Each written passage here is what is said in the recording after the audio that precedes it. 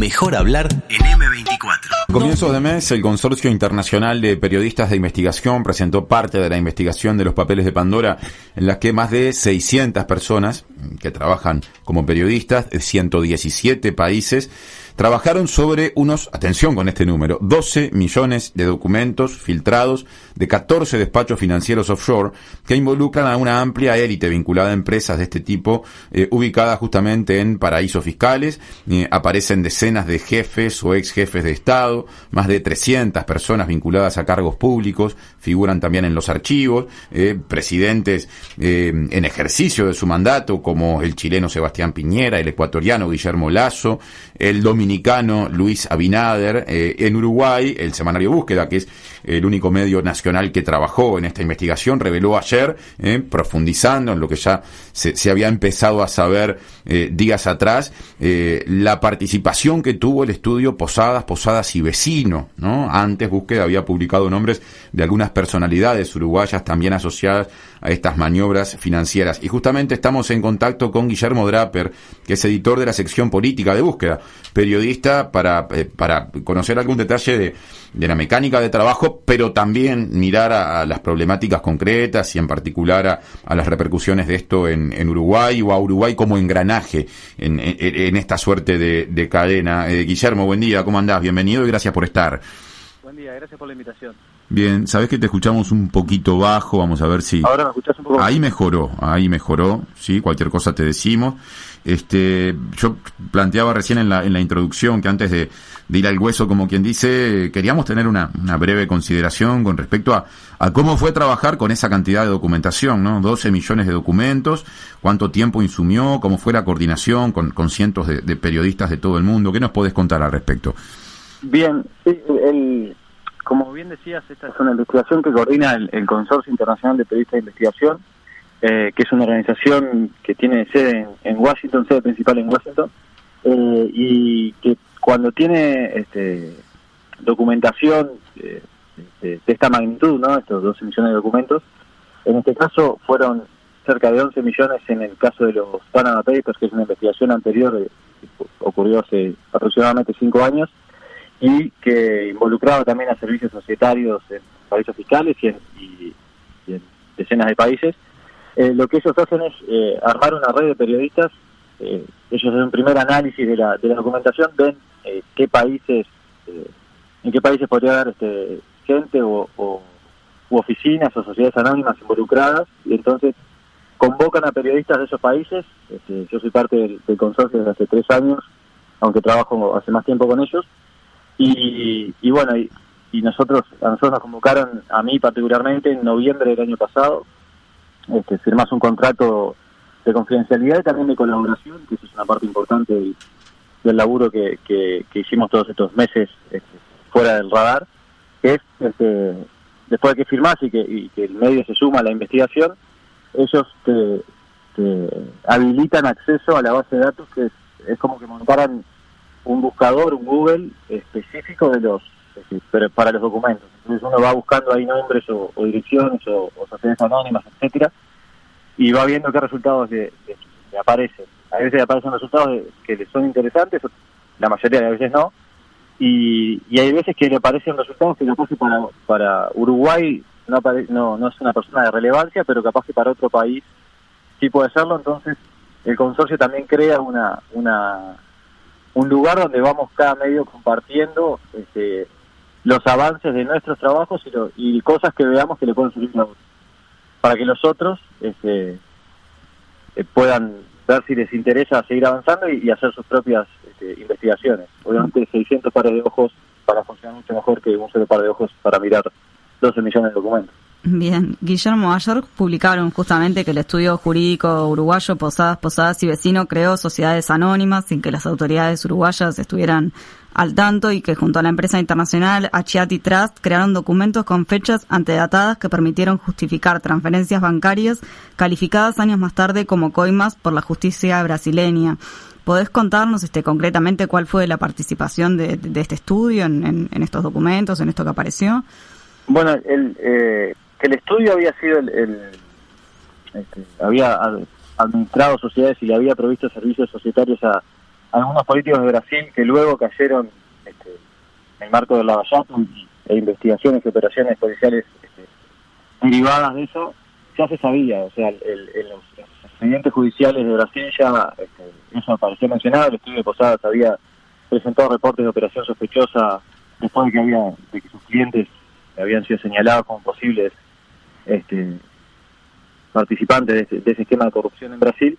Lo que los documentos permiten ver y mostrar es el grado de trabajo que hicieron, y en algunos casos trabajos o servicios que después traerían que lo que se terminó haciendo fue justificando un movimiento de dinero que en realidad para Justicia Brasil había sido corrupción. Obviamente los documentos a los que accedimos tienen de rico es que, por ejemplo, hay correos electrónicos que reflejan discusiones internas o que reflejan también decisiones que se van tomando en el momento, ¿no? Después lo que resuelve la justicia es años después, a partir de otro tipo de investigaciones, y que en muchos casos acceden a mails y otras veces no. Nosotros ahí tenemos una ventaja de ver más en detalle cómo hicieron tomaron ciertas decisiones. En función, Guillermo, del conocimiento de estos temas que has ido adquiriendo producto del trabajo en estas investigaciones, ¿no? Cuando ustedes marcan, especialmente en la publicación de ayer, que Posadas y Vecino creó sociedades anónimas sin que las autoridades uruguayas lo supieran, ¿eso debe asociarse a una práctica delictiva, o en todo caso es una de las tantas prácticas amparadas en esas lagunas que a veces hay en el derecho? No, bueno, acá hay algo que ser bien preciso. Los periodistas no somos jueces ni fiscales, ni tipificamos delitos, nada. Contamos hechos que nos parecen de interés público. En este caso, lo que contamos, obviamente, es de interés público por las figuras que estaban involucradas, y también porque al contrastar lo que veíamos en los documentos con lo que había en los expedientes judiciales, mostraba que lo que teníamos daba una mirada más completa de lo que había sucedido en ese momento que lo que surge de los expedientes judiciales. Uh-huh.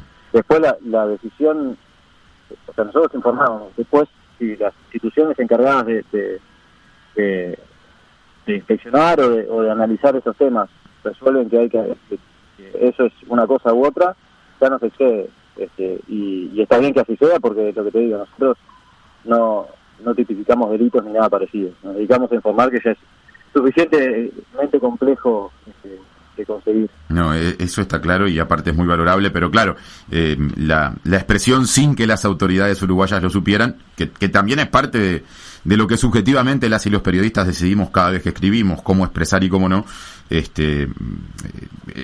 una expresión que hace a la cuestión, independientemente de que puede, esto lo aporto yo, lo agrego yo, no configurarse un delito, es un dato importante cuando uno se acerca a la noticia, digamos. Sí, bueno, el dato está ahí, la información surge del reporte de operación sospechosa que presentó el estudio, contrastado con los documentos a los que accedimos y que analizamos, bueno, y nosotros lo describimos, es un hecho, que la estructura de sociedades era más compleja que lo que surge del reporte de operación sospechosa presentado. Es un hecho al mirar los documentos. A partir de ahí, las conclusiones las tienen que sacar las autoridades en este caso.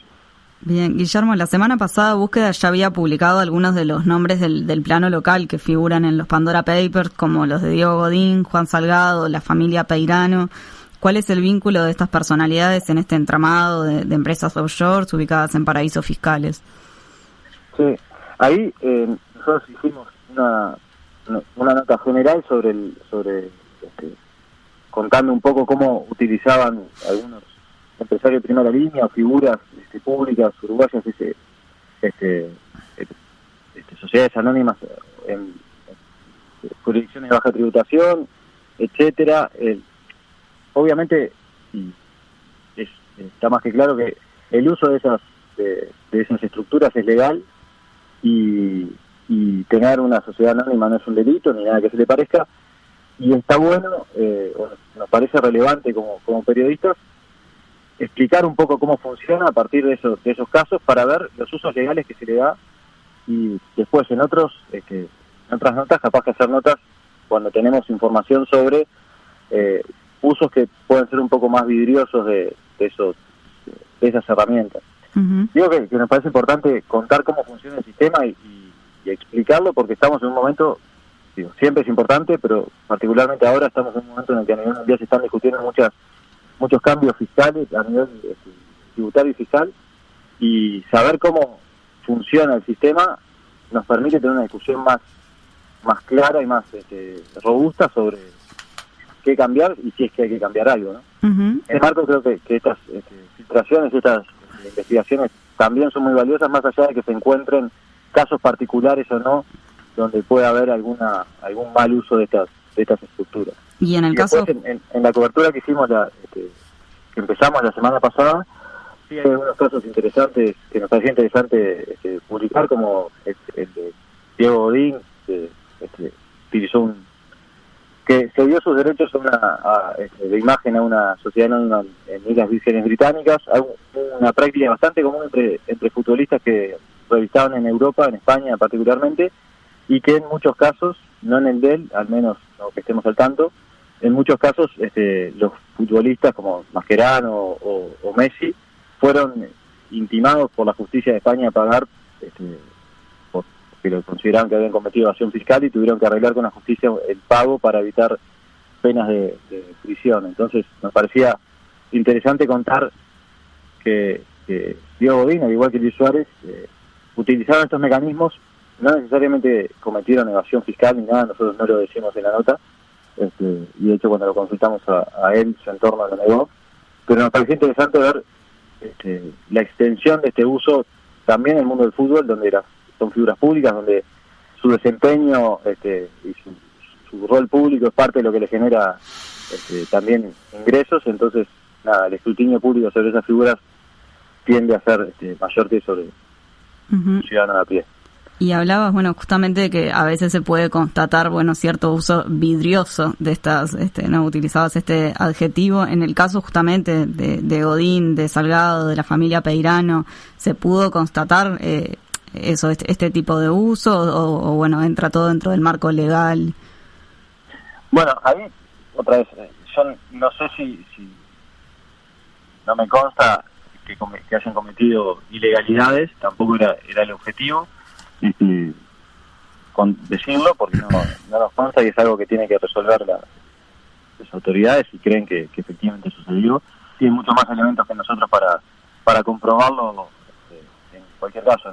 En el ejemplo de Salgado me parecía relevante contarlo también porque el presidente de Kutxa en su momento dijo que negó que él tuviera una participación, que fuera socio del Nuevo Centro Shopping, sino que dijo que el Nuevo Centro Shopping era el socio de la Kutxa, que él era solo el presidente de Kutxa y que no tenía acciones básicamente en el emprendimiento.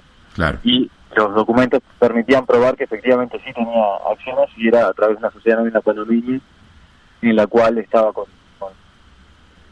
tenía acciones junto con otros desarrolladores del proyecto, cosa que no había dicho, y además esa sociedad anónima fue conseguida de un modo que no tuviera que declarar sus beneficiarios finales ante las autoridades. Entonces era un mecanismo para mantener en reserva su nombre como accionista al menos durante un tiempo, hasta que la legislación uruguaya cambió y usar sociedades anónimas de ese tipo no permitía ya cierta reserva del nombre del titular.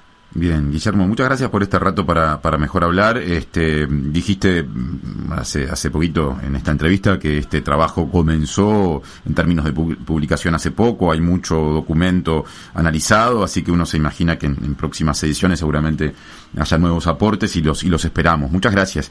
No, gracias a usted por el tiempo. 97.9 FM Montevideo. 102.5 FM Maldonado. Escucha distinto.